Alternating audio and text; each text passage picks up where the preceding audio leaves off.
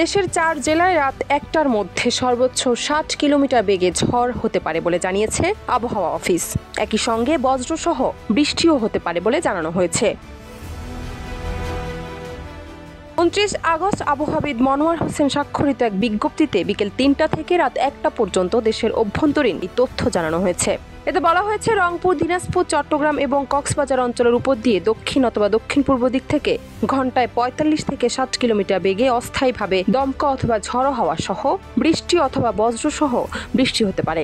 এসব এলাকার নদীবন্দর সমূহকে 1 নম্বর সতর্ক সংকেত দেখাতে বলা হয়েছে। এদিকে আগামী 24 ঘন্টার মধ্যে পূর্ব মধ্য বঙ্গোপসাগর তৎসংলগ্ন এলাকায় একটি লঘুচাপ সৃষ্টি হতে পারে বলে জানিয়েছে বাংলাদেশ আবহাওয়া অধিদপ্তর। সাগরে সৃষ্টি হতে যাওয়া এই লঘুচাপটি সর্বোচ্চ সুস্পষ্ট লঘুচাপে পরিণত হয়ে ভারতের দিকে যেতে পারে বলে জানানো হয়েছে পূর্বাভাসে, যার ফলে এর প্রভাব বাংলাদেশে পড়বে না। তবে সাগরের এই লঘুচাপটির ফলে দেশের তাপমাত্রা কিছুটা বাড়বে বলেই জানিয়েছে আবহাওয়া অফিস।